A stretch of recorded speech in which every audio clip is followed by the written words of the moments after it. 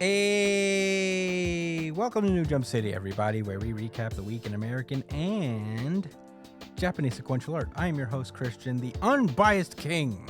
Oh no, my soundboard's not working all of a sudden. Oh no. Damn. Well, there you go. There you have it. I should have tested it beforehand. Oh wait, hold on.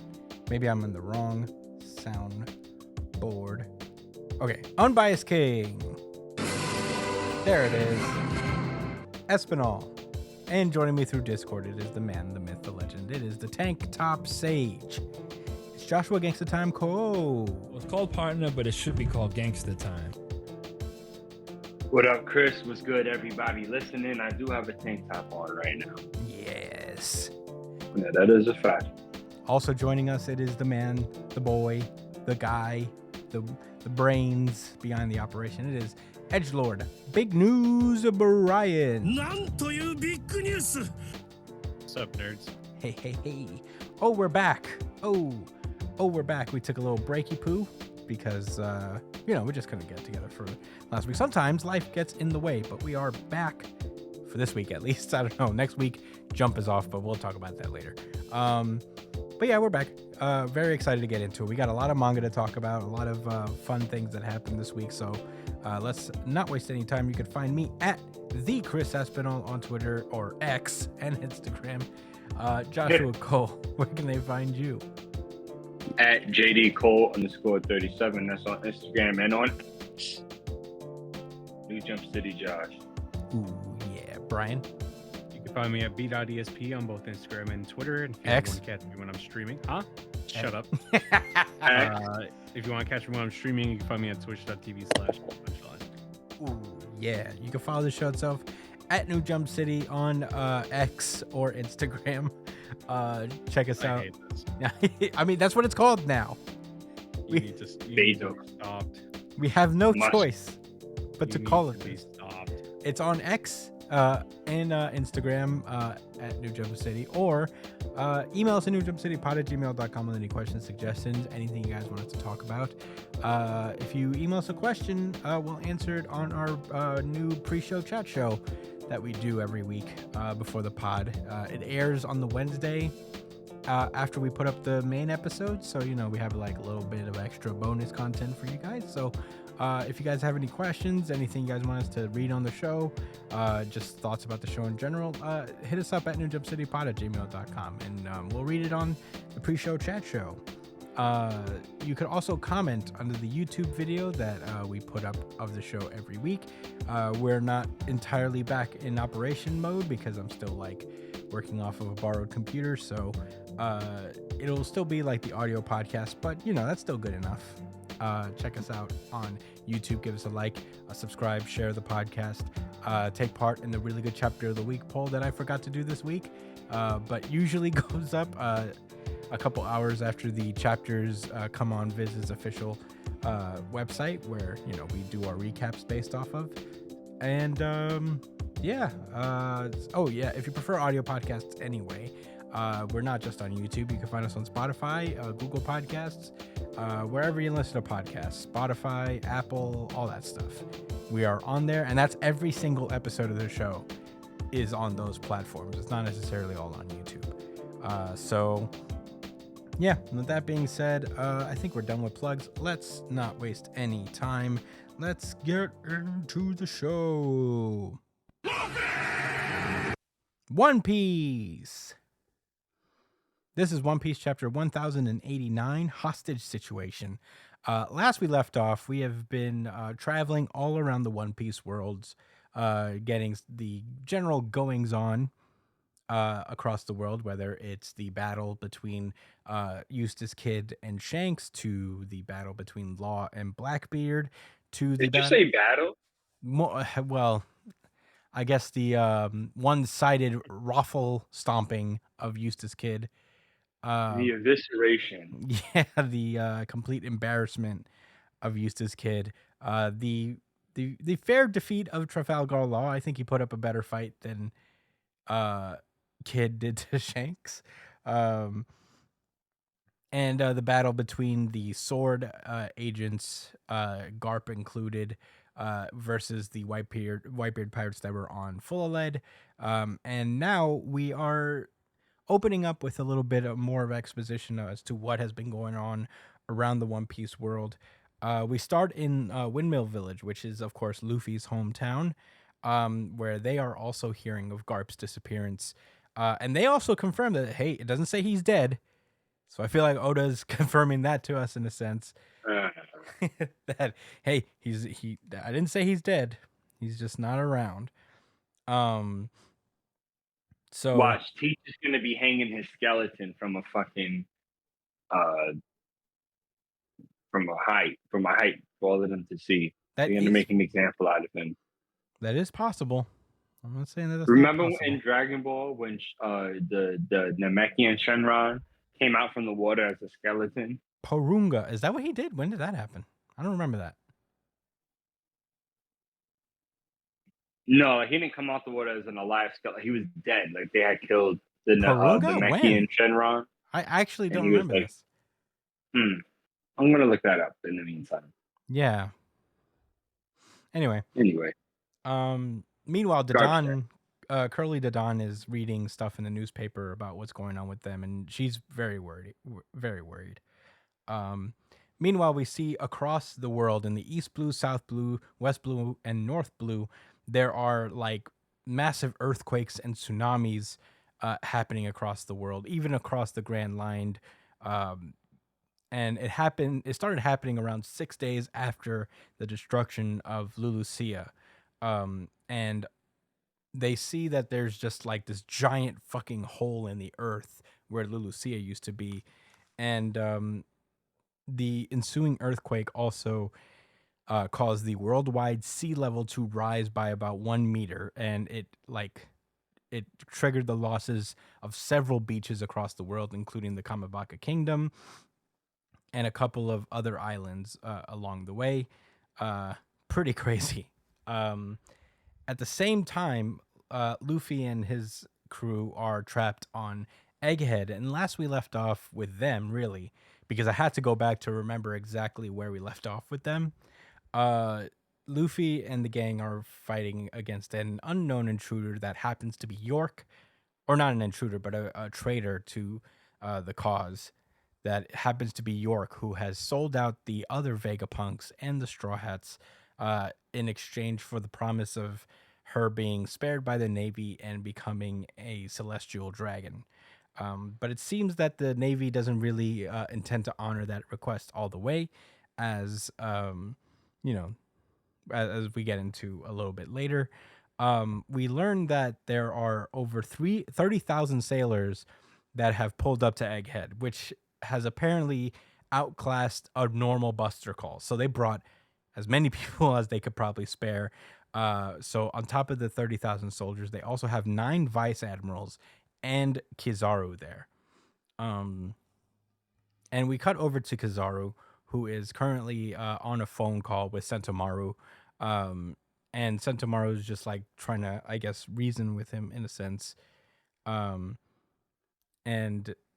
one of the Marines destroys, I think Kizaru actually destroys one of the sea beasts, the sea beast weapons, and Sentomaru warns that if they continue to destroy the sea beast, then they'll like have to counterattack. And Kizaru's like, "Ooh, how scary!" No, he's not worried about it. But yeah, Sentomaru tells Kizaru is like, the punk developed the Pacifista's lasers after studying your powers. And we get like a tiny little flashback panel of Kizaru and Sentomaru when they were younger, I guess like working with Vegapunk. And Sentomaru's like, I never thought that you'd come to eliminate him one day. And Kizaru is like, well, studying the Voided Century is a crime even I can't defend, Sentomaru. I'm just another cog in the machine. But he assures them, is like, look, this isn't a battle necessarily we want to have either, because the more we destroy, the more we lose here. Because obviously Vegapunk has a lot of things that would be very useful to them. But you know, their hands are tied in a sense. Meanwhile, as we know, Jay Garcia Saturn, one of the five elders, is on the ship as well, and he makes sure that to tell people is like, don't let them figure out that I'm here. You know, I want this shit to be a surprise. And he asked basically for a situation report on what exactly is going on in Egghead, and they don't necessarily know like the ins and outs of what actually happened there because they still haven't received like a mission complete report. So all they can assume based on that is that Vegapunk still has his all of his his satellites with him, plus the Seraphim that are defending him. Also, the Straw Hats are on this island, and Rob Lucci and CP0 are all also on the island. They don't know what happened with them yet, but they know that they're here. And meanwhile, in the Fabrio phase, which is like the lower level of Egghead, they know that there are just like foot soldiers for the CP0 being held up by Sentomaru and the Pacifista Mark III units. At the same time, they know that the shields guarding the Labo phase are operational, so everybody's trapped inside and nobody also can get in at the same time. So Jay Garcia then asks, like, where are the research staff and technicians that work on Egghead? And the Vice Admiral explains that they escaped yesterday, but they know where they are. And Jay Garcia is like, sink them. What if they know too much? Yeah, like, you stupid? Kill them. Kill them dead. Yeah. They have no idea what's coming. No, unfortunately. The Vice Admiral then explains that Jewelry Bonnie is also on the island, and Jay Garcia is like, Kuma's daughter? Pfft, whatever, who cares? It's not a big deal. Then Kizaru picks up a signal call from Egghead, and they seem to be calling over to Marijois. So Kizaru uses his black transponder sail to tap into the call, as does Jay Garcia. And on the other end of the line is York, who last we saw had Vegapunk just trapped inside of one of the weird contraptions that they had underground. And York is like, what the fuck is going on? Those torture chambers. Yeah. And York is like, what the hell's going on? Why are you trying to kill me too, when I'm the one who told you about the Stella's betrayal? And the Gorosei explained that, like, well, you are also Vegapunk, you know? So, you know, we have to get rid of you too. And York says that, hey, if I had any interest in the Void Century, I wouldn't have told you about this. And they're like, huh, I guess that's a good point. And Nostro, the samurai guy, the samurai-esque dude, is the one that's not from Wano. The one's totally not from Wano at all. Is like, it's good that you survived. Did CP0 reach the island? What are the Straw Hats doing now? And he says, the fact that I'm the only one to contact you after last night should tell you everything. The Seraphim are here. And she's asking, like, why is the fleet surrounding the island? Are you going to war with me? And one of these Gorosei goes like, York, we've changed our mind. You're able to create the Mother Flame too, right? He's like, oh yeah, now you're gonna play nice with me, huh? He's like, yes, I can make it, and that's why I'm glad I sent it to you, so I can. She was basically proving that she could make it, and he's like, and she says that anyway, the power plant that creates it is on this island, so promise me that you won't hurt me or the lab, and make me a celestial dragon, and we can work together still. And the Gorosei agree, to which then York says, the first thing I want you to do is to come save me before Straw Hat Luffy kills me. And everybody is suddenly shocked, like, wait, what? Huh? And we end the chapter with a big 2-page spread where this entire time it's revealed that York has been found, subdued, and is now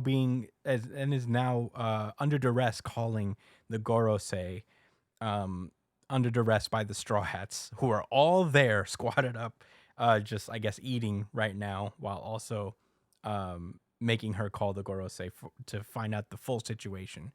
And now all the Straw Hats kind of know what's going on and know that they are directly fighting the Five Elders right now. But yeah, that's where the chapter ends. Josh, what did you think about One Piece chapter 1089? I really liked this chapter. Not my favorite of the week, but it was very enjoyable. A weird thing came to my mind though, like midway through the chapter as you were covering it. And in the spirit of one of the questions we talked about on the pre-show, I just thought about like real world scenarios in our manga and anime, and like, what if Logan Roy was in One Piece? What would Oh he my be? god. What would he become? You know what I'm saying? Like, and I'm not no fruit ability, just Logan Roy. Well, I definitely think he'd be a Gorosei member. Damn, you think you get all the way to that point? Maybe not all the way to that point, but I guess All right, let's if say you watch Logan Roy with all his regular life accomplishments, and then at age 50, he gets teleported to One Piece World, and he has to start from the bottom. What is well, this? theoretically, he would be closer to Morgan's because he is kind of like a news Yeah. apparatus that kind That's of what he would functions do. for the government, but also not. So he would be closer to Morgan's, but a shittier Morgan's, because I feel like Morgan's is a little cooler than Logan. Bro, I'd hope. Like I hope he Morgan's is counts also. everyone as real people. I feel like Morgan's is also like not a great person, but I feel like there's not much people worse than Logan Roy. Yeah. You know what? All right. With all of that said, it's one thing I think Oda does a good job of in this series is not counting citizens as like NARPs. Would you like to explain to the Not a people real listening what person. an NARP is? Not a real person. Right. In what context? Succession.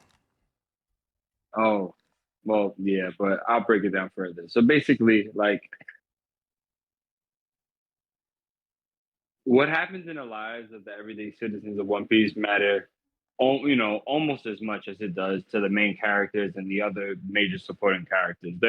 They're like this like pulse within the series too, and like when seismic activities in the world happen, no pun intended. Actually, the pun was intended.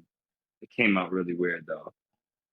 Because at the beginning of the chapter where they was talking about the effects of the island disappearing on the rest of the world, and it just Oda always does that, like showing how that how like for me it did make me think about people in secession, like with Emu and the world government, where they just care less. Like they literally eliminated people's homes, whole fucking island is gone now. People are gonna follow their log posts and pull up to a fucking puddle. I mean, pull up to a body of water and be like, "Wow, okay." You know what I'm saying? Keep it pushing. It's crazy, man. All because this nigga felt some kind of way because he thought somebody was on the island. Yeah.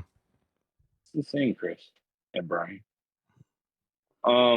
These burly members. Let's talk about them. Let's do it. Page number 8 of 17. Let me know when you got there. 8. Yep, page 8. I am at 8. I'm in. Okay, so I'm gonna just go ahead and say that bottom row, second on the right side, second to last. That guy's a problem. Wait, That guy's a problem. bottom right row. Trust me. Yeah. Second right to last. side, yeah. Multiple Gen Man. The guy with You know 17. exactly what I'm talking about. I didn't even have to tell you the location. All I had to do was tell y'all. Y'all know who's the worst. Bro, I'll tell you what. That guy's gonna be a problem. what I'll tell All you right, what. Out of all of them, he was the most interesting one. When I'm like, I wonder what his deal is. Absolutely. Yeah, with not a shadow of doubt in my mind.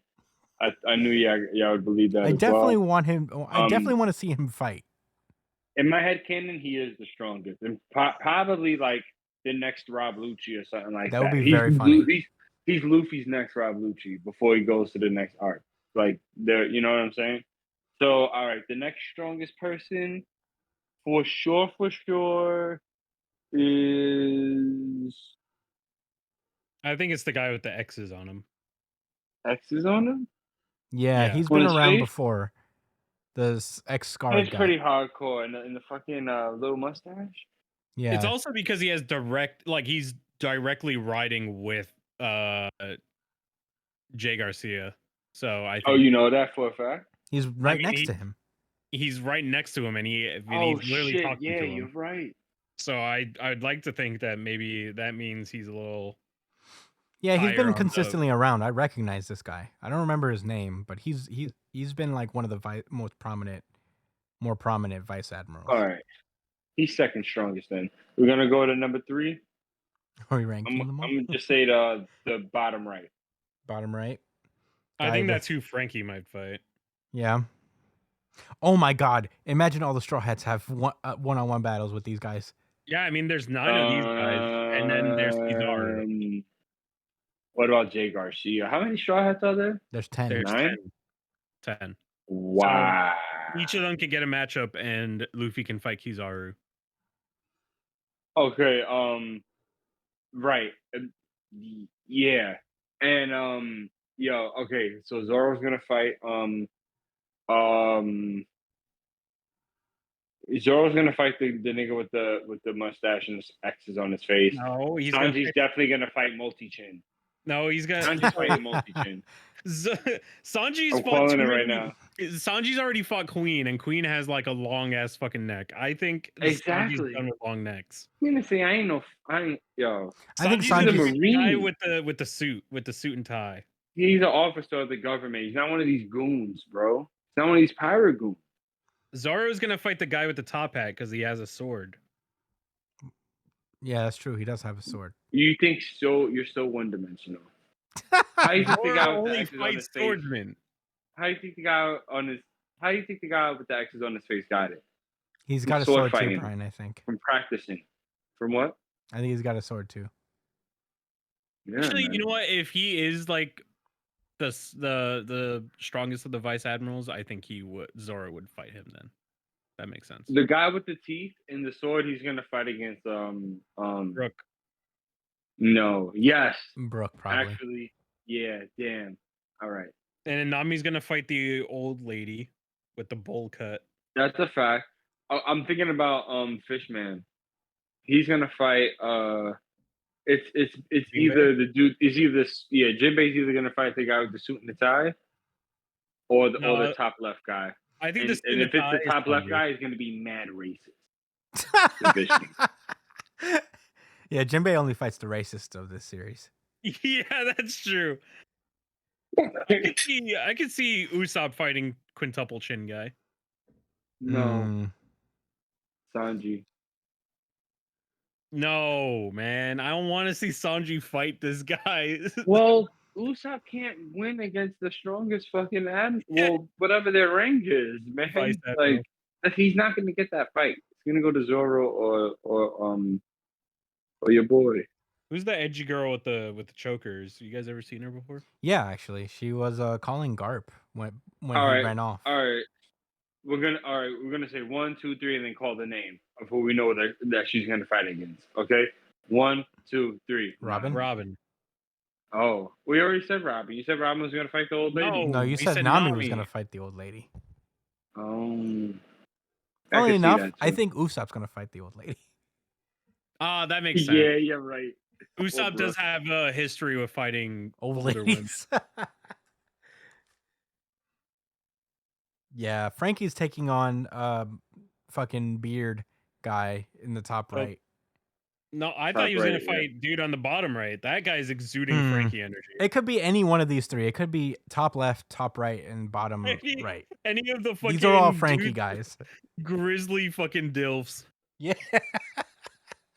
Wow. The It Grizzly has to be the Gills. guy in the bottom right because that guy looks a lot like a fucking wrestler, and I think So that's- does this guy. So does top left. He looks like Yeah, Hulk it's Hogan. between- It's Who's between racist? Top, no, So probably no, 'cause Jinbei. We already discussed that guy in the top left looks the most racist. That's So true. that's You're a right. Jinbei You're right. fight. You're right. That's a Yeah. Jinbei fight. So top left is That's a Jinbei unanimous. fight. Bottom right is a Frankie fight. Okay, I'll Wait, take it. did I say it right? Yes. Or Bottom Brooke. right is the That Frankie means fight. Chopper gets top right. Yeah, that makes Yeah. sense. That works. Well, I'm Or glad we Chopper figured this picks out. the old Or- lady, and she's like, hey, I'm gonna skin you. Well, I feel Something like Chopper's that. gonna fight top right with his monster, or not his. Well, maybe his monster form, but also his muscle point. Damn, what I say the dude with the sword was gonna fight? Brooke? Yeah, Brooke. Yeah. Yeah. That could also be a Jinbei fight, I think, as well. Yeah, he looks like a fish man. Am I stereotyping him because of the teeth? Yeah, You are, fucked up but I mouth. don't think you're You wrong. are His 100%. mouth is fucked stereotyping. up. Don't assume, Josh, that he's a fish man just because he looks exactly like them. Dude, I cannot get over how many fucking chins this guy has. I'm so curious about this guy. More than a few. I'm so I want to curious. see his full body. I'm just so curious. Imagine he's just all chins and he's no limbs. He just keeps. I'll I'll tell you what. going His, to the chin. I'll tell you what. Naked His body's not. body? His body's not gonna be righteous. It's very blobby. No, It's gonna. he better be the strongest. No, Oh, he Look at has his a coat. face. He has a fucking attitude, man. All the other guys are just like, "Grr," and Everybody's he's- mad, but he's like You know, bothered. he's thinking You know what I about mean, something. He's thinking about something, and he's like, he's put a lot of thought into it, Josh? and he's mad, man. Josh, he's like, I can't believe they brought me out here to fight them. I'm yeah. in I'm- line to be a fucking admiral. I guess I'm gonna have to get serious. Yeah, he's gonna get serious, and he's gonna have to, unfortunately, on his behalf. But Frankly, I would love nothing more. I if he got can't serious. fucking wait. Anywho, Right, Anyway. I agree. So I don't know. That was my section of thoughts. I don't know if you have anything extra you want to add, Brian, to this chapter, I thought do. wise. Okay. You see the hole left behind by Lelouch Kingdom? Mhm. Yes. Does that remind you of anywhere? Wano. No. Well, that's Oh. the country where they fucking made a giant crater with Uranus or whatever, the mother flame. Page 5, Joshua Cole. The big hole in the ocean. Yeah, I see it. Does that remind you of anywhere?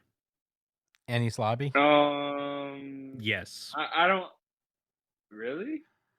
Yeah, Annie's lobby has a giant hole underneath it. that is true. It does. How do you know? Look at it. How do you know? What do you that? mean? How do I know? It's Josh, I have look to up go Annie's at lobby. lobby. Look up Look Annie's lobby.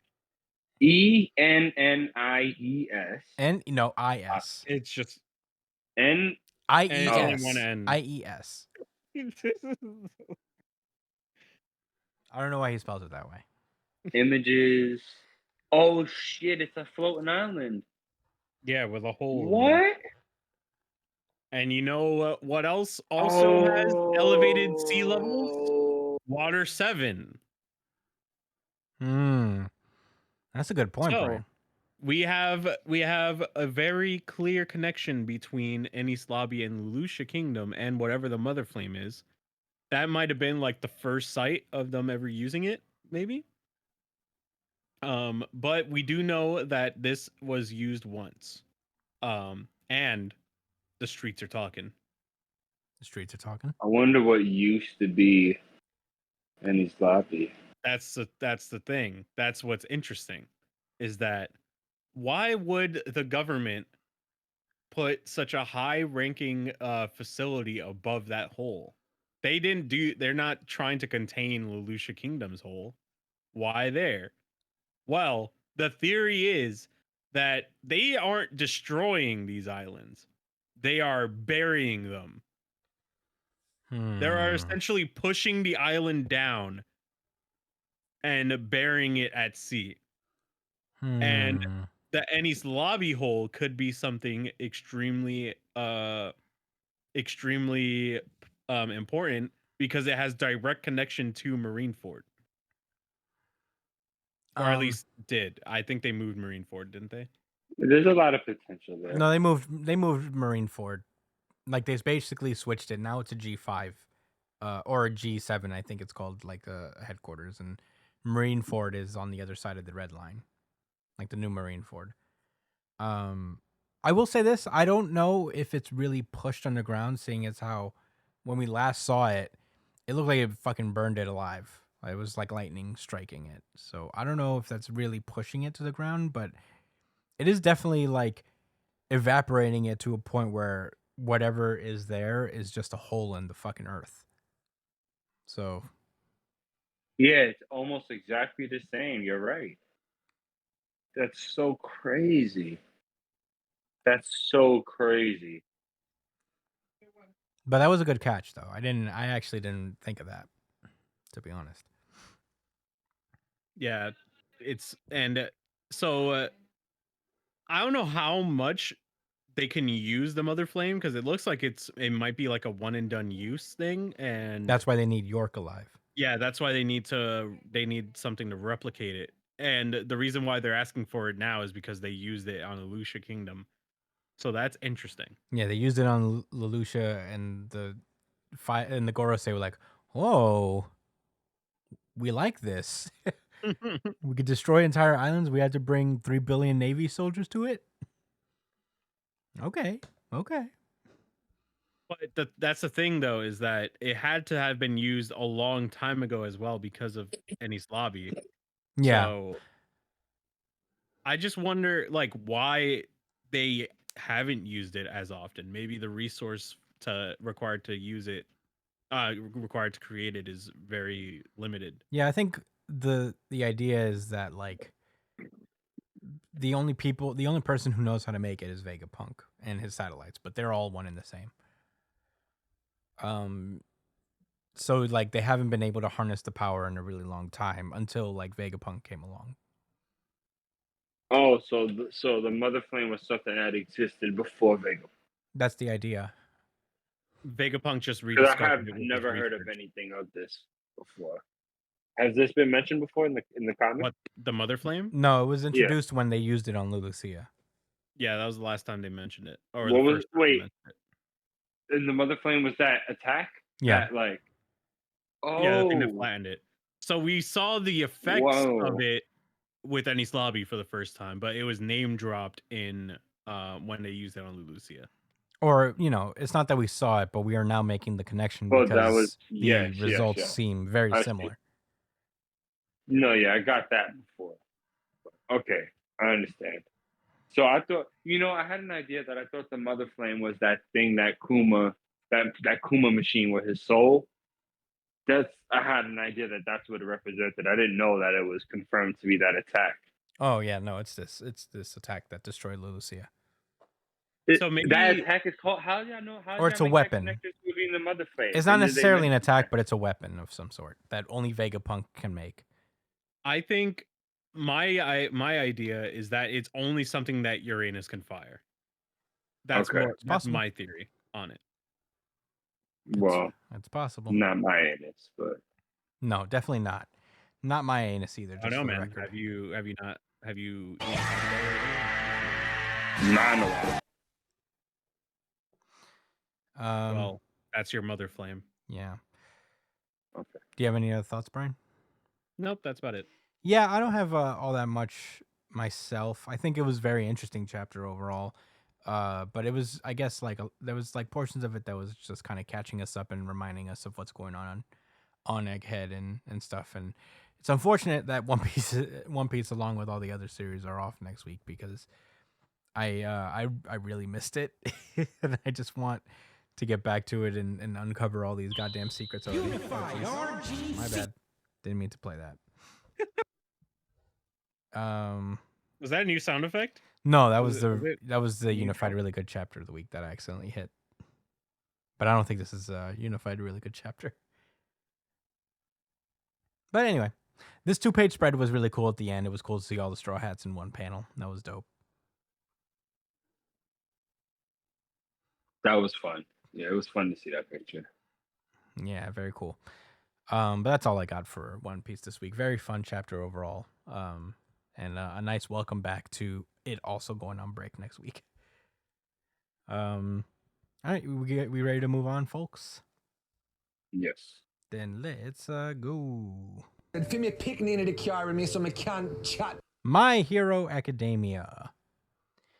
This is My Hero Academia chapter. 396, Battle Without a Quirk. Last we left off, we had the conclusion to the Uraraka versus Toga fight, wherein she seems to have died. It's not super confirmed if she actually did die, but it is heavily implied as of now. And now we are cutting back to All Might, who last we left was staring down All For One with his regular bony self, and he was using the suitcase thing that he had that was like morphing into something. And we are continuing with that battle now, which takes place 20 minutes before the Toga Twice army faded.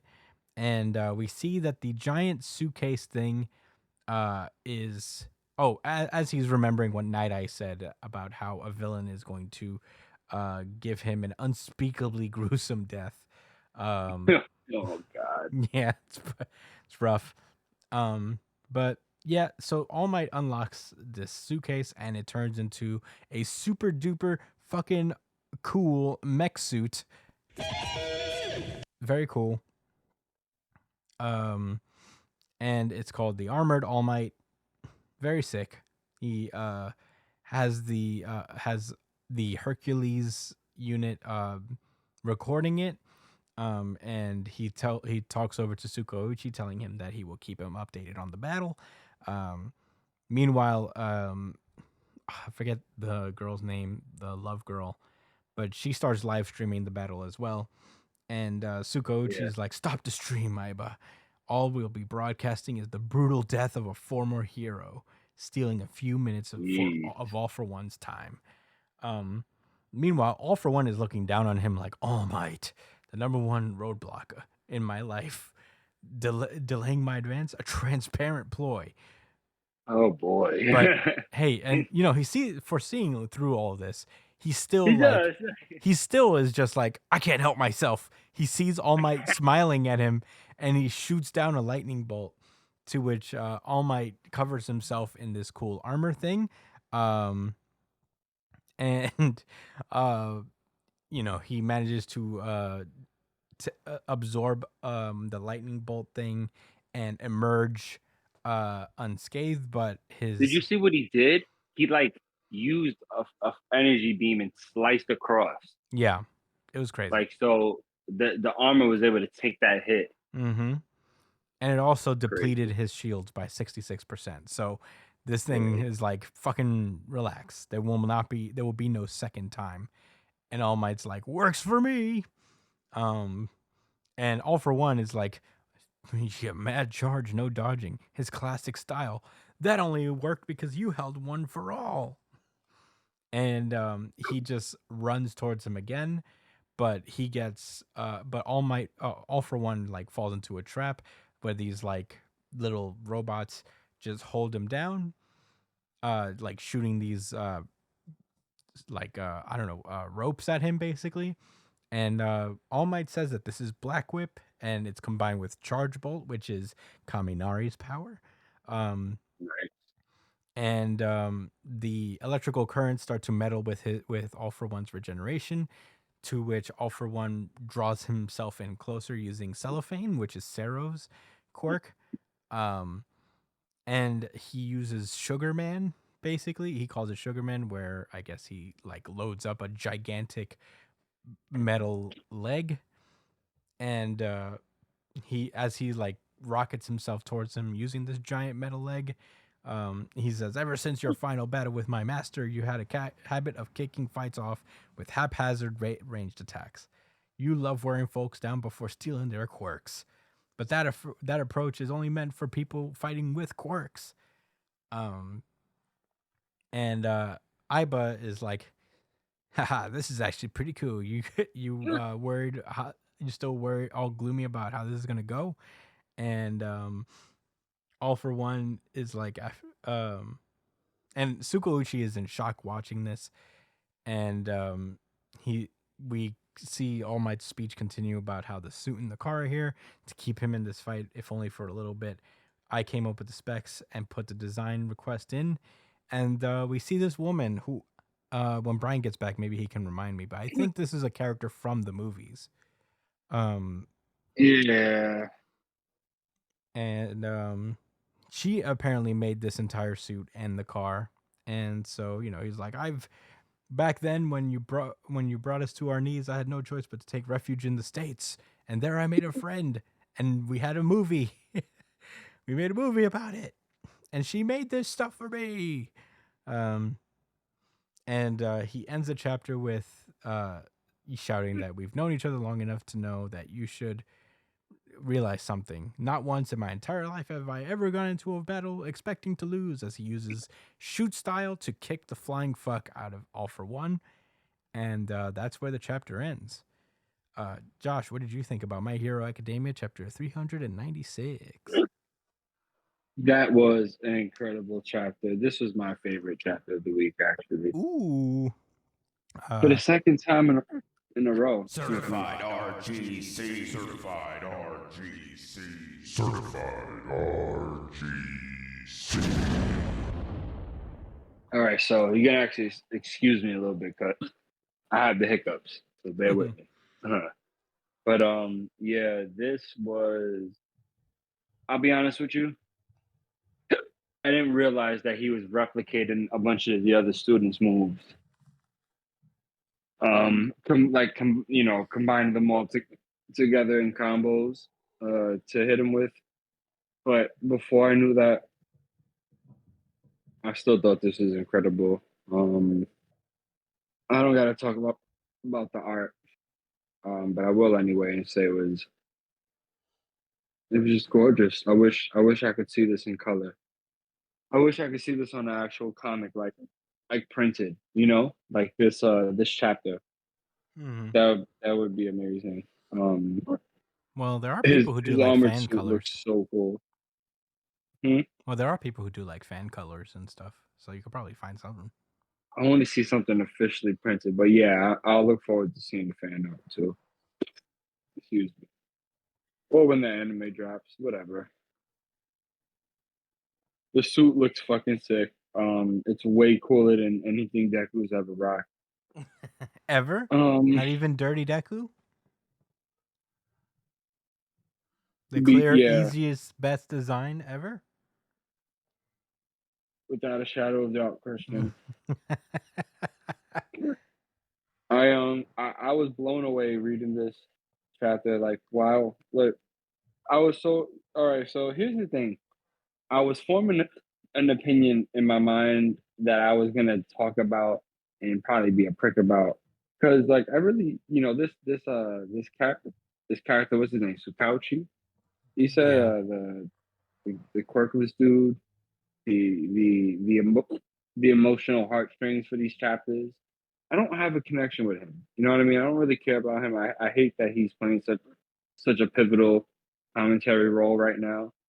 But man, when All For One was about to make when All Might was about to make contact, and Sukauchi's looking up at him like, oh man, I think in page 14, the one before the last. Mm-hmm. I felt like that was the first time I related to him as a character, and I was like, yeah, me too, because this is incredible. Do you see what he's doing? He's like got the wires attached to him, and he's kicking him and like bringing him back. It's the same thing that that Deku was doing to Shigaraki. This is an awesome chapter. I want to be so salty about the fact that I didn't see the movie and I have no idea who this person is, because I know that's such a cool moment for the people that did watch the movie. I know they're like, oh shit, that's this chick, it's this shorty from that scene, and yeah, oh man, and I'm not a part of that, man. I'm not a part of that. And that's an L I have to hold, but it's okay because it's just a awesome chapter. Well, to be fair, Josh, I just finished actually. Yeah. Well, Brian, what did you think? RGC. Wow. 2 RGCs in a row. Certified RGC. Certified RGC. Certified RGC. I really like this chapter because this wasn't just All Might showing his perseverance and his determination to still have an impact on the world beyond having his quirk. It also showed like it's like a reversal of influence, you know? It's like the series started with Deku being heavily influenced by All Might, and now it's ending with All Might being heavily influenced by Deku. You know? Like this is, I believe, this is who Deku would have been if he didn't get a quirk. I think he would have been able to find a way to become like this, to be a hero without a quirk. And All Might doing this is proof of that. Because you know he's the greatest hero of all time.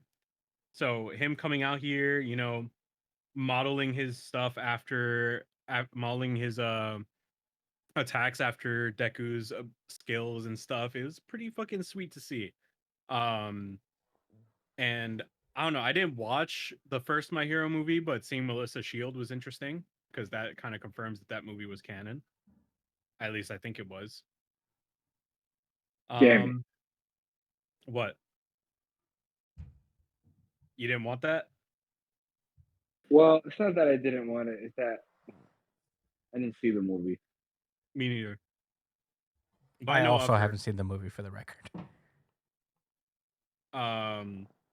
There's also the thing that really got me to want to RGC this one was the All Might's line at the end. I've never gone into a fight expecting to lose. That's a fact, man. He That had is the no reason hardest- to ever think that.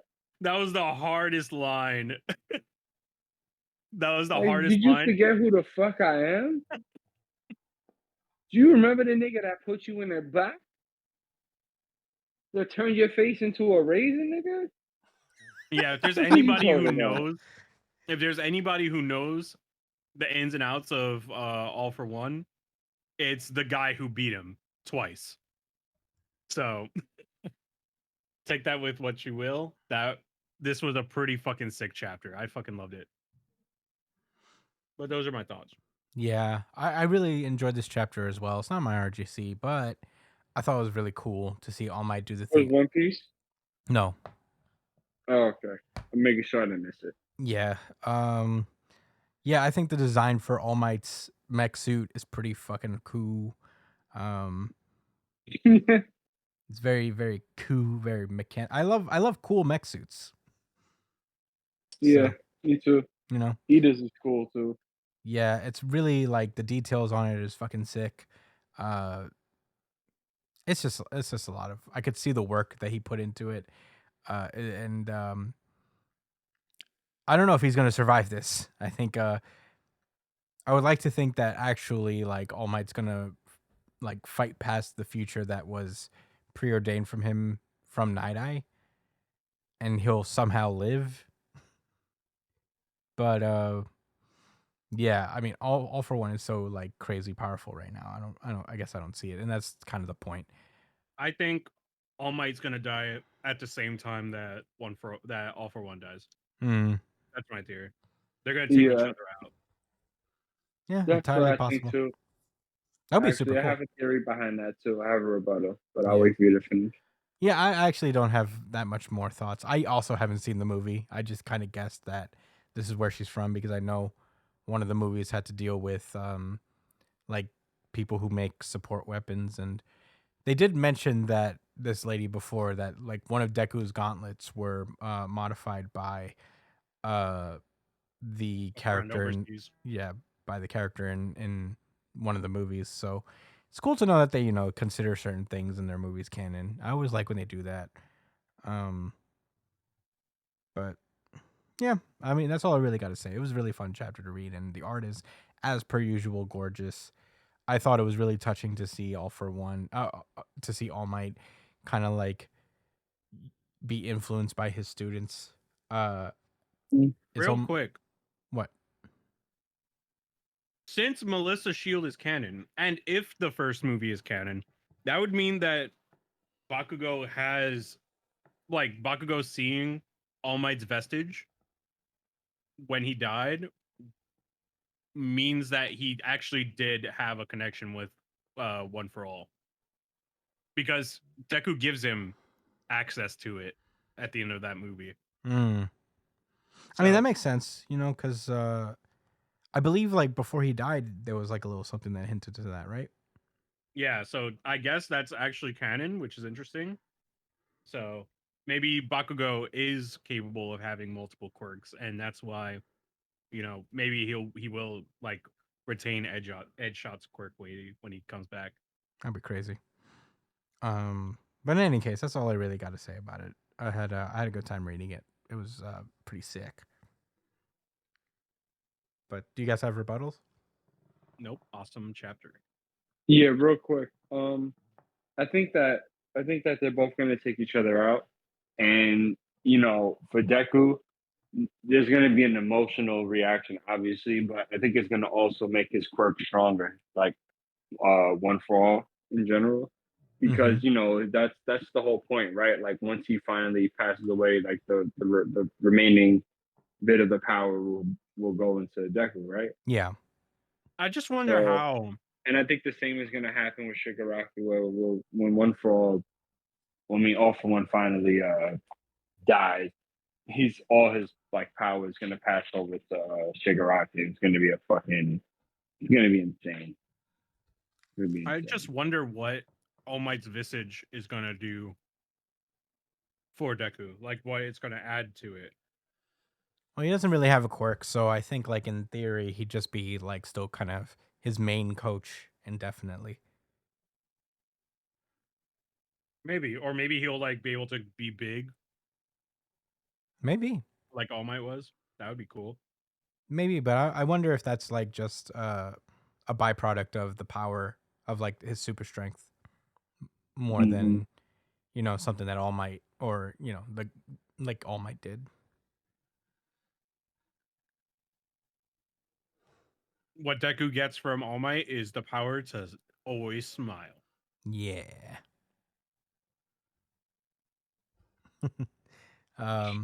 But yeah, in any case, I'm ready to move on if you guys are. Yeah. Good chapter of My Hero Academia. Looking forward to it in 2 weeks. God damn it, it sucks that we're gonna have to wait for 2 weeks for these series because they all left off in really interesting places. But them's the breaks. Yeah. Let's move onward. I hope he turns his sword into some guns.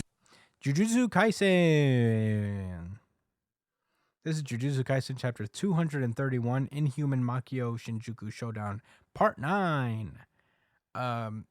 We are continuing the battle between Gojo and Sukuna. Last we left off, neither of them are able to open domain techniques because the amount of times they've opened it so far has just created huge amounts of brain damage in that area that allows them to create barrier techniques. So neither of them is capable of establishing the barrier. So now I guess they just got to beat the brakes off each other with their techniques, respectively. Currently, Sukuna has Maharaga on his side and is currently has basically the wheel of Maharaga on to adapt to Gojo's techniques while as they fight, so that like when he's fully adapted, Maharaga can reappear and take out Gojo for him. This chapter starts off with Captain, I think his name is Kusakabe, asking everybody if they've ever taken a serious punch from Gojo.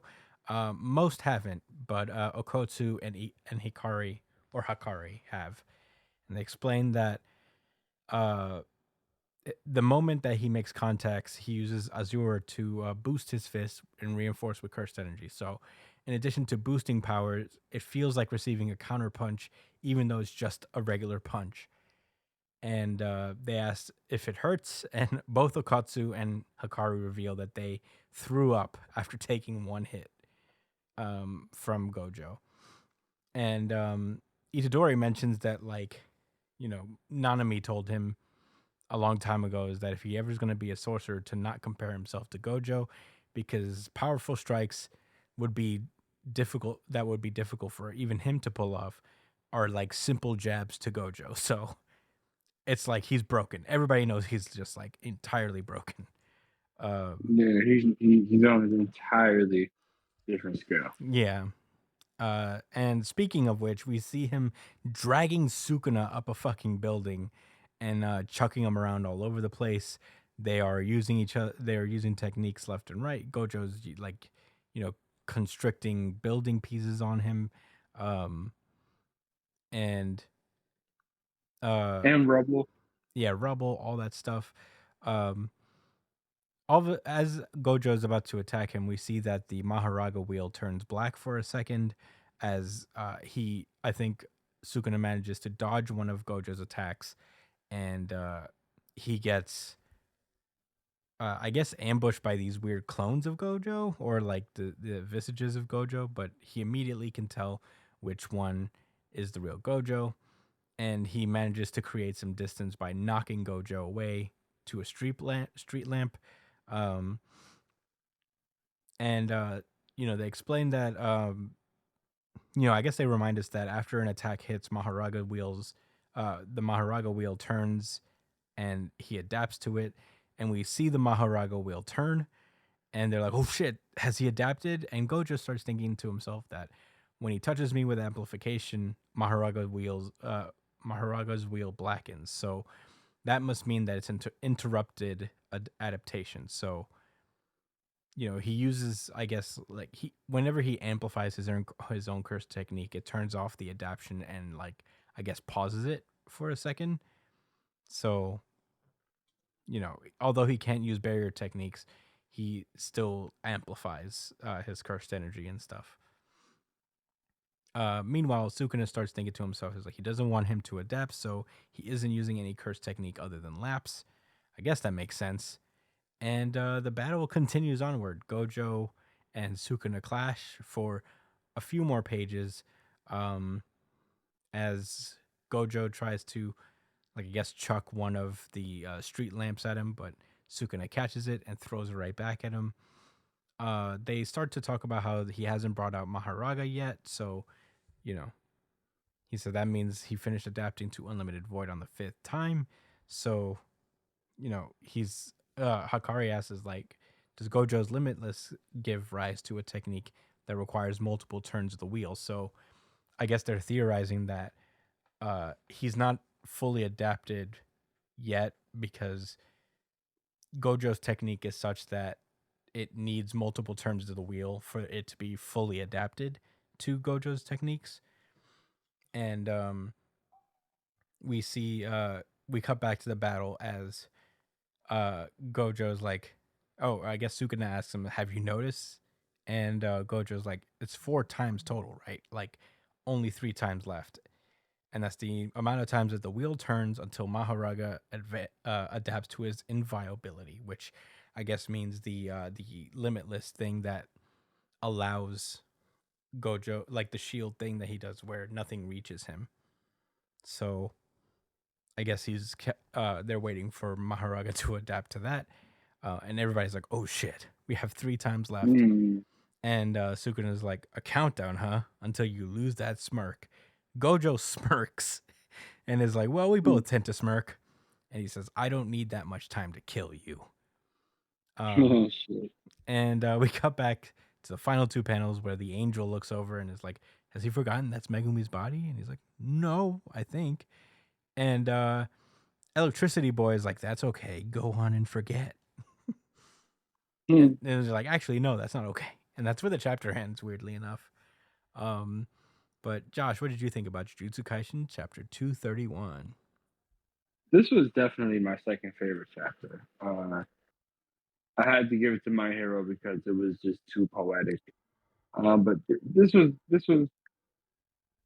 how can I say, a nice continuation of the fight. I understood the situation a little bit better now as far as Maharaga's will goes. So basically, Maharaga's adapting to the Limitless, the shield, the defensive one, by Sukuna landing hits on Gojo. No, That's it's just the like, opposite. It's Gojo has to hit him. oh, Like Maharaga adapts to attacks that hit him or hit his user. so he has to find a way to survive 3 more hits of it Mm-hmm. before he's able to fully adapt Yes. to Limitless. Mm-hmm. Well, Gojo seems to be using he's not using his full arsenal of powers. Yeah, because he doesn't want to adapt yet. He Mhm. wants to save like certain hits for a killing blow or something like that. Yeah, because the only way to really beat Maharaga is to kill him before he can adapt to you fully. So if he's Yeah. using all his attacks at once, then there's a risk that he'll just survive and Maharaga will adapt. Yeah, and then it's game over. Yeah, Because on top of that, he still has to worry about Sukuna. right. Yeah, the little tidbit about him using Megumi Soul to to spawn the wheel, I still didn't really get that fully, but maybe we'll get a little bit further of a breakdown again. Yeah, don't I'll know. read that part again just to refresh myself. But yeah, you go on. Yeah, I think I'm gonna. Yeah, I think it was from a couple chapters ago. I'll read it again too. But anyway, yeah, it's just I see what the stakes are. So all right. So it's up to Sukuna to survive, and he survived it once already, and he did that when he brought out Maharaga the first time, right? Mm-hmm. So I don't know. I mean, Sukuna is if you ask me, he's at a disadvantage. If you get hit with Limitless, unless he has another way to break out of that shit, like he did last time. I mean, that's exactly what happened. He used Maharaga to break out of the limit. So I don't see how he's going to avoid it again. I guess that's what's going to be interesting.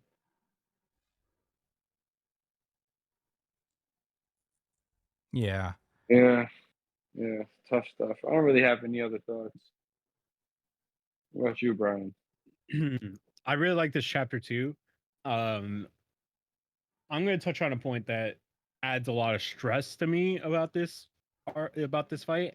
It's not Maharaga, and it's not like Gojo's like how that fight's going to go. What worries me the most about this fight, and I think this is on purpose, is Kashimo. Kashimo's existence is alone a lot of pressure Mm, when it comes to Gojo, like what's going to happen to Gojo. Because narratively, right? yeah, narratively, like it's set up that he is here because he wants to fight Sukuna, right? And them like bringing Kashimo into the fold, like this is the most he's shown up in a while. Like the past 2 chapters, we haven't seen him like a lot before that. And now that the fight is starting to reach its stakes, like we're getting deep into it and we're getting close to a victor and a loser, we're starting to see Kashimo more.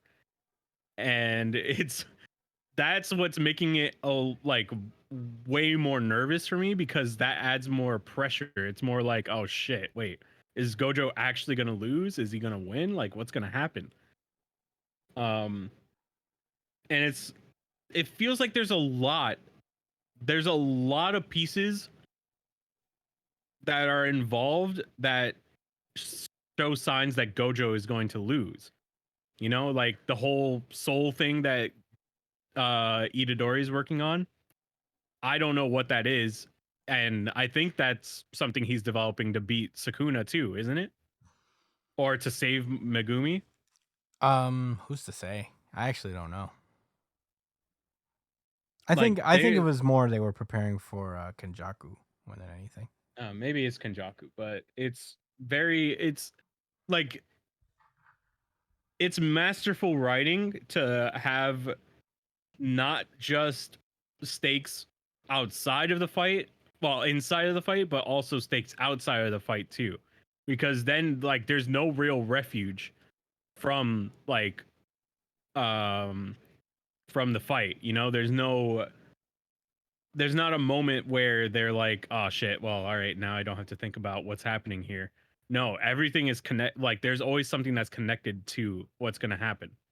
So it's really interesting, you know? Like I just wonder what like if Kashimo being there, if Kashimo is actually going to get his chance to fight Sukuna, and if he does get that chance to fight him, then that means Gojo lost. So it's really stressful thinking about it, but it's a good stressful because it keeps me engaged. I'm just always wondering who's gonna win, who's actually gonna win. And they're doing a good job at flipping it on its head like several times. Mm. Kind of reminds me of like a My Hero War arc, you know, except it's between two people instead of like an entire faction. But those are my thoughts.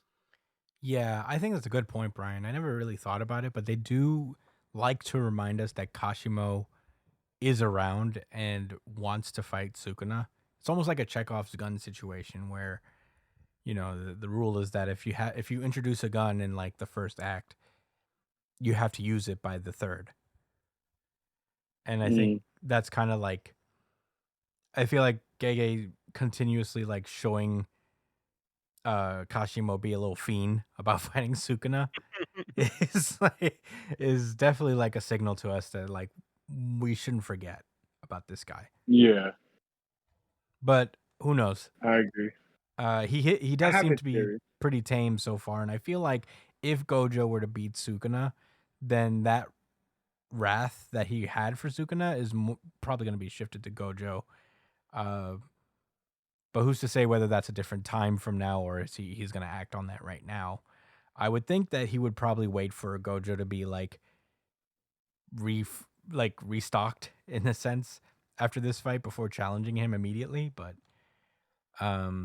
it's my kind of hope that Gojo wins, just because I think that's just a different outcome than what we are used to seeing with shonen protagonists, where a sensei character is facing off against like a huge villain and they die. Yeah. If only for that reason. And I think it works specifically for Gojo. And I think Gojo is one of the few characters that can reasonably escape the trope because he has far and away always been built to be the strongest guy. But that's also a good reason why to like have him lose dramatically. So I wouldn't be really mad either way. But I guess like my internal hope is that he wins just for the sake of just breaking the trope and having a kind of a different thing happen in a manga. But the fact that I feel like it could go either way is still a good thing for this series, because there's so many series that like lose that sense of suspense because they do rely on the trope, and I feel like Gege has been good enough about subverting those expectations for me to genuinely be like, I actually don't know who's gonna win, you know? Yeah. Plus, I think it would make sense. Like, it would make sense for Gojo not being around to fight Kenjaku if he does beat.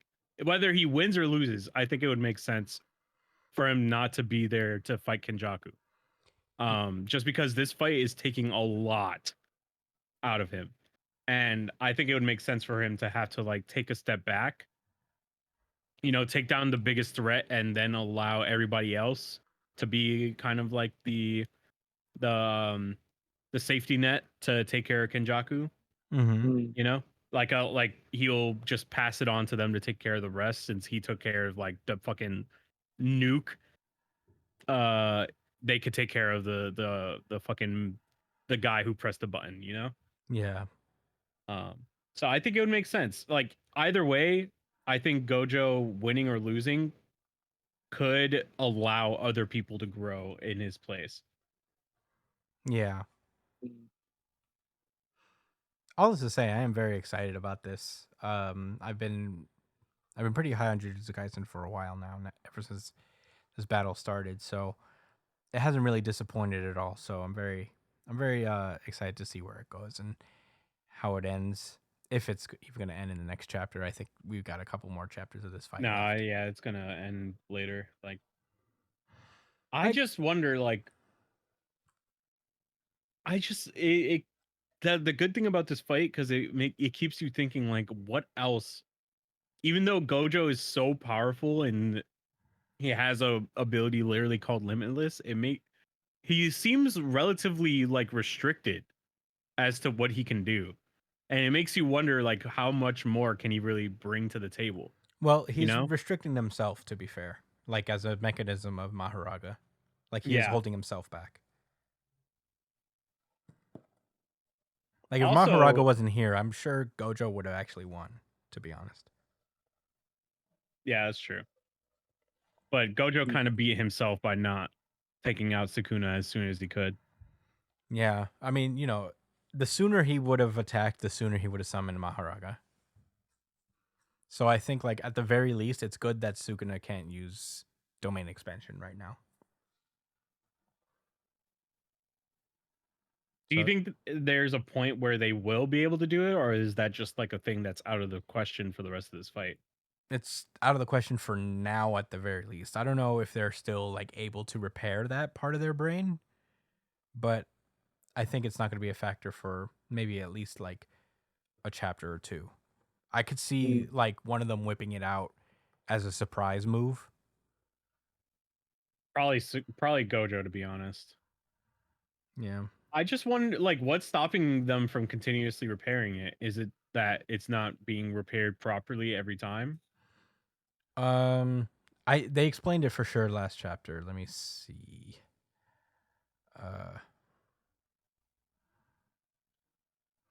Okay, so he said that like you were destroying your brain with cursed energy and healing a reverse curse technique to reset a burnt out curse technique. So yeah, I think he just pushed himself too far with that repeating, burning it out and then repairing it. At a certain point, there's probably like a limit to how many times you could actually do that. And I think they just hit the limit, both of them at the same time. So does that mean how long does it take to recover? Like 10 minutes? Well, who's to say? I don't know if they can actually recover at this point, because the healing of it also contributed to the fact that they definitely can't do it right now. Because what they were healing was the ability to use like curse technique after doing the domain expansion. Yeah, they were just refreshing the cooldown, like, essentially. Right. So in doing that, they probably like fucked up the part that handles barrier techniques specifically. But they could still use curse techniques. They just because they healed it already, but they can't use domain again. Or at least for now. That's how I'm reading it, I guess. It's all complicated. This is Jujutsu Kaisen. Bring back Hunter x Hunter. Yeah. But yeah, that's all I really got to say about Jujutsu Kaisen. Fantastic chapter. Oh, it was also my really good chapter of the week. Certified RGC. Certified RGC. Certified RGC. Didn't want to forget that, but it was a very good chapter for me. I enjoyed it quite a bit. Are we ready to move on? Yeah. All right, let's go. We call that easy money, GG. Black Clover. This is Black Clover chapter 367. Hi, Gingy. My cat Gingerbread is here. Black Bond is what it's called. Last we left off, Asta was able to come through the giant portal that the witches and Finral were able to open for him. And Asta was also able to take along Ichika, the sister of Yami. And he basically one-shotted Damnatio, on his pretty cool comeback. But he realizes that all of the Black Bulls are not in a good place. So we start this chapter off with Damnatio falling and be like, who would have thought that I would have been saved by the Black Bulls? And Asta promises that tells him to take a nap and promises that he'll wake him up too. Meanwhile, the Witch Queen looks into her crystal ball and she gets up and starts to use her magic to, I guess, to prevent the Black Bulls from all dying immediately. So everybody's having a rough time. The Witch Queen looks over to Nero, and tells her that, like, we cut it very close, but none of them has died yet. I think they'll all make it. And she tells Nero that it was your magic that kept their lives from leaving them. And she mentions that doing this will consume all of her power. So she asks Vanessa to become the Witch Queen in her place, but the captain witch lady actually volunteers to do it instead. So, Vanessa doesn't have to do it. And yeah. So Witch Queen is putting all of her powers to revive the Black Bulls, and she says, as long as the Black Bulls revive, you have some sort of plan, don't you, anti-magic boy? And Asta's like, yes, thank you, Witch Queen. And he opens his grimoire and summons one of his swords, and we cut back to the Land of Sun, where Ryu, the Shogun, explains that he has a theory about his anti-magic, and he realizes, like, hey, you can make other stuff into anti-magic too, right? We already seen you do it before with the Yami sword. So if you can do it with objects, don't you think you could do it with people too? And Asta's like, huh, that's a good idea. And we cut to the present, basically. After Ryu, oh geez, did somebody cut out? Oh, Josh cut out. It's okay. Josh. He says that after all that Zetton training, he's probably a little better with magic, with anti-magic, so he could probably do it with people. And yeah, he says it's all worth it. So let's try it. And we cut over to the present, where Asta uses his demon dweller and imbues his anti-magic power to all of the Black Bulls. We get two 2-page spreads in a row where we see everybody in their Libified forms, kind of, sort of. Everybody looking super cool. Luck has, like, these black electricity things coming out of him, and so on and so forth. Gauch's eye is, like, burning a black flame. We see Finral has a new cool, like, design. All that stuff. It's all very cool. Everybody's got really cool designs. And and that's where the chapter ends, as Asta proclaims that they're going to get out there and save the world. I wonder if this is Asta also kind of showing, like, giving them his legendary protagonist status. Yeah, probably. Well, I guess Josh is not here right now, but in the meantime, Brian, what did you think about Black Clover chapter 367? I think this is a really neat upgrade to Asta, just, and it makes sense that he could, like, kind of give his power, or like, not give, lend his power to other people and kind of make them all. Oh, He's back. Hello? Yo, What up? I am back. So I think it's pretty cool that he can lend his power to other people. I just wonder what that's gonna look like. Like, does that just make their body anti-magic? Does that make their magic anti-magic? That would be cool. If it's like when they use their magic as a layer of anti-magic on top of it somehow. I don't know. I just wonder what the effects of that is gonna be. But yeah, pretty sick chapter. I actually liked it very, very much. Really cool stuff. Josh, what are your thoughts? Okay. Yes, sorry for the break in time, but I came right in time to give my thoughts. So Black Clover was all right. I'm not gonna lie to you and say it was like my third favorite chapter of the week, but this shit was lit too. I guess it was like similar vibes to My Hero, where it was kind of like quick and to the point. But I don't know. I had mixed feelings about all the Black Bulls members being revived, but they're overpowered by the fucking coolness of the fact that they all have anti-magic powers. I have no issue with it whatsoever. I don't think it's cheesy or corny or uncouth. Yeah, it's Black Clover. Fills me with joy, as a matter of fact. And Luck's not dead. Yeah, that's pretty sick. That's important. What else can I say? This I can't believe. I mean, all right. Obviously, I know that they're going on break next week, but damn, like he picked a perfect way to end to end us on a fucking cliffhanger. I thought it was kind of cool. Like I keep forgetting that the captain was a witch, so her kind of like saying that she would step into that role and be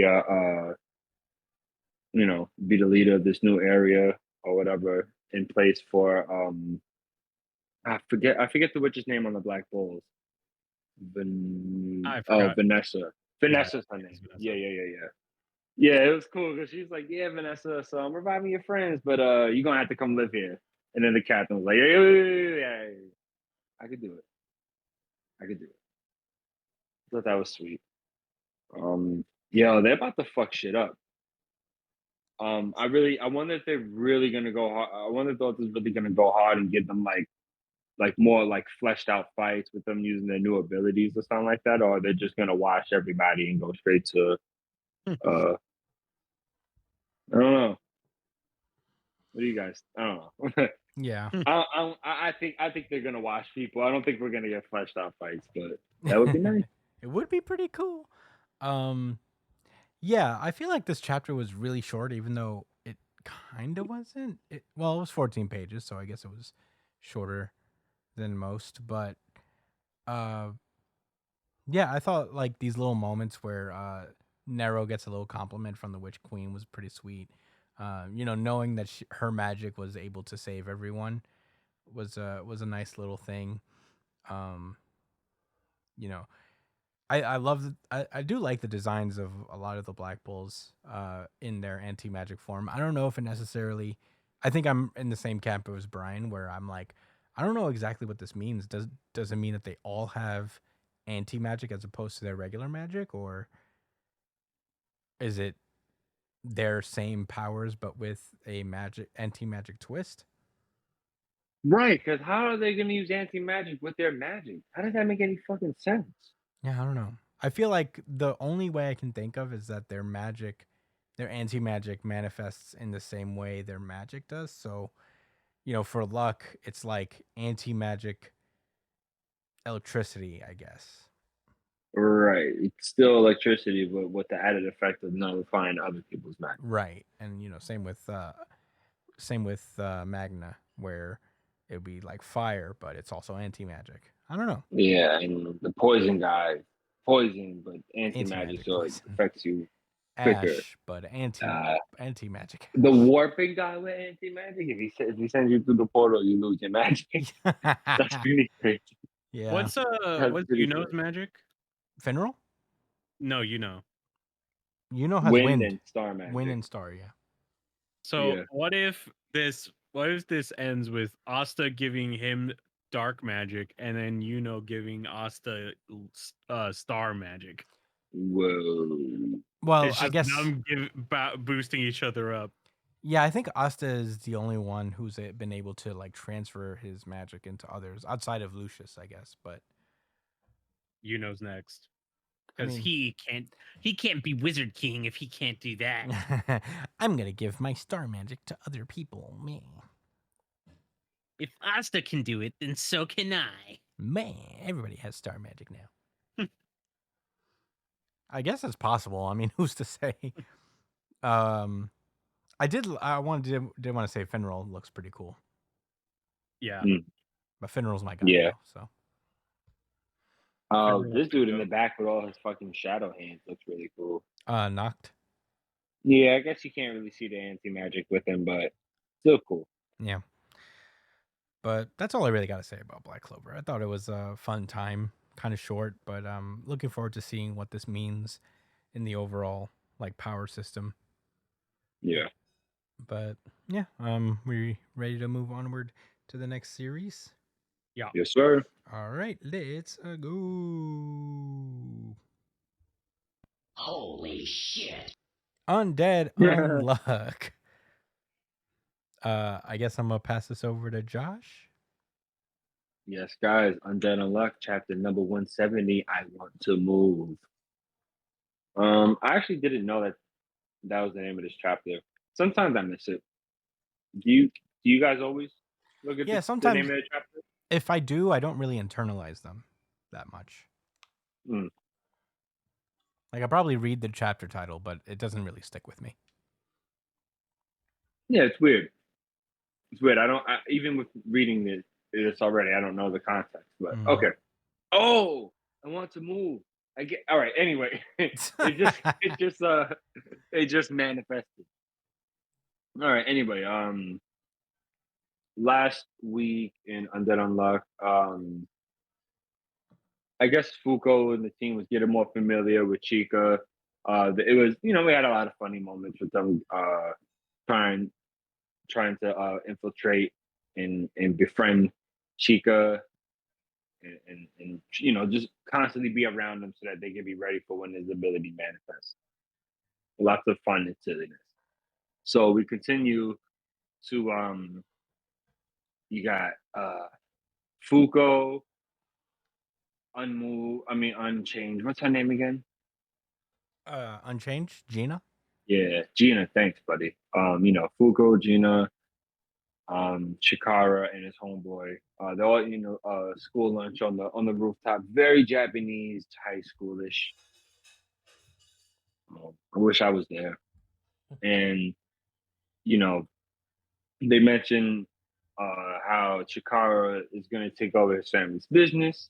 Once his family retires or whatever. Once his parents are retire, and he's like, yeah, that's gonna happen. And they notice he doesn't seem as enthused about it, but then his friend mentions like, hey, like, why don't you do that favor? Well, ask him for a favor, and he's like, oh yeah. So he's like, look, I want to take a few photos of you after the yearbook, right? And Fuko bugs out because she's a full angsty teen, or rather, she's not, but she never had that phase, so it's all catching back up to her fast. It's hilarious. So they take some nice pictures, and they start having while Chikara's taking pictures in the distance. The three of them have a chat, discussing like Chikara really wants to be a photographer, but he feels pressure because he has the expectation, or his family has the expectation of him to take over the business. So he also mentions how he forcefully volunteered him to be what did he say? He manipulated the lottery so Chikara would be involved with taking pictures for the yearbook. So he would, be forced to be doing something he loved and not be able to run away for it and not think about it. That's a great friend. That's a really, really good friend. Yeah. Those are goals. So he says a line. He says, he says, sticking to a path you regret because you're too worried about what others will think isn't good, right? Yeah, pretty good. I agree. So yeah, they get the photos and the bell rings and they're like, all right, we gotta get back to class. But then they realize that they say, oh, I'm sorry.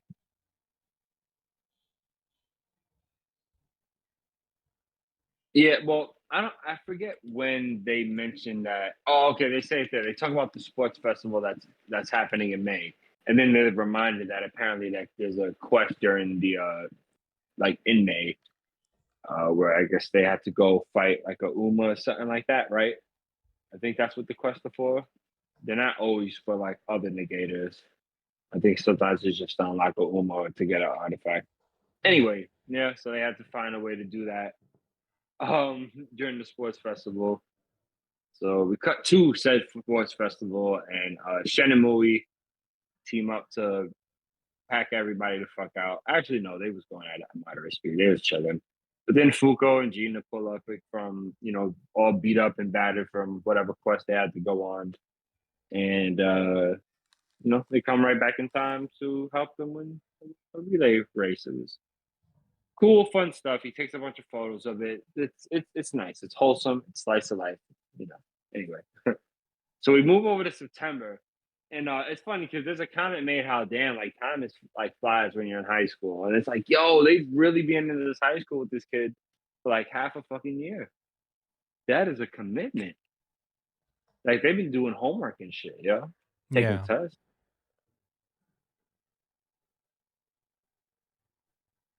Anyway,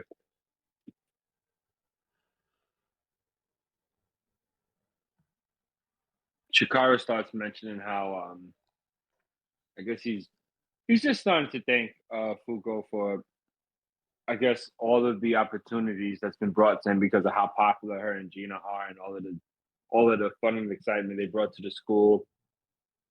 And particularly how, he brings out how they're bringing out the happiness in others for him to take these photos and Fuko's letting him know like, nah, like you're making them smile with with your passion for wanting to take pictures and make them look good, etc. My son to be proud of. And it hits different for Chikara. It hits him so different that he starts thinking about talking to his parents about his hopes and dreams. That's pretty big. Yeah. So as he's walking home, his parents sneak up on him and they're like, "Oh, what you doing?" And he's like, "Oh, I guess they're out shopping." So he just ran into him like coincidentally. And Fuko Izumo has been following him like the ultimate creep, but for good purpose. Although I'm sure that's what every stalker thinks they're doing it for, right? A good reason. Yeah. Right. Except Fuko actually means it. Yeah. Well, anyway, Chikara basically decides to want to talk about tell his parents that he doesn't want to run the fucking restaurant business. He this isn't Food Wars. He wants to be a photographer. This is instead Pokemon Snap. And as he's getting all his feelings out, he starts to manifest his negator ability, Unmoved. And I don't know. I guess his parents decide to listen to him in the middle of the sidewalk. I mean, the middle of the street as they was crossing it. Not a choice decision No. in any circumstance, even outside of a manga. But nonetheless, that's the situation they're in. And he manifests his unmoved negator ability, and his parents are frozen in the middle of the street. And a truck is coming, a big fucking Mack truck, Optimus Prime type shit. And right before his family is crushed, Fuko comes in with Gina, and Fuko hits the truck with her back. She uses that kung fu move, and Gina, I guess, just uses her negator ability like a normal fucking person, and a normal person with the negator ability, I guess. Whatever. Fugo's crazy. She's out of this fucking world, and I'm sure her spine is done for the rest of the season for the series. She's gonna be in a wheelchair for the rest of high school, and then after the arc is finished, she'll be all right. But there's no way she's okay after this. She's only standing because she has adrenaline right now. But the family's saved. They break down to Chikara what negators are and all of that, and he's like, "Oh, okay, so I can't live normal anymore." Fugo's like, "No, you good. That was the whole reason we infiltrated your school, so that we can make sure you're okay when your negator ability unlocks, and so that you can graduate like a normal person, and also so that I can exercise all of my stalker habits." And that was the end of Undead Unluck. Christian, any thoughts? I thought this was a very cute chapter. One of the funny things about it is that like the story doesn't necessarily stop. They still have to go on like Apocalypse's missions and all that stuff. Which I found like a funny touch is that we never see them, but they definitely go on them. Yeah. So I'm wondering if there's like some secret benefits they're also getting from these quests that they didn't have before. That's just going to come out when they get Chikara on board finally. Try to be like artifacts and such. Yeah, but they get new artifacts or maybe a new UMA, or they know the location of somebody. But Yeah, no, this was like a cute little slice of life chapter. I mentioned before that I do like it that Undead Unluck seems to be like genre hopping, I guess, and making Genre surfing. genre surfing. Um, and I thought this was a really cool little moment for Chikara and all that stuff. And it's a very sweet sentiment that they didn't come to collect him and just like make him part of the team. They're just like they want to make sure that Chikara is ready to go, you know, and he's not Mhm. just gonna drop out of school and just like make sure he finishes it, because part of, I guess, like Chikara is to have the support to kind of like have confidence in his ability and all that stuff. Mhm. So yeah, I thought it was like kind of a nice little wholesome story that I'm appreciating here. But that's all I really gotta say about it. Josh, what did you think about this chapter? I don't really have any extra thoughts, to be honest. I mean, like I said, it was a sweet chapter. It was nice, and I like that they went out of their way to express to Chikara that like this was part of the whole mission. Like that's important to us. That because you're a child and you do have an opportunity to have some type of normalcy at life, where all of these people, majority of the people in Union are adults who already had their childhood, or they had already like shitty childhoods or something like that, and really didn't have any other aim, so they decided to join Union for something better, Yeah. like the Invisible Kid. So yeah, just really appropriate. It was touching. I love this series. Same.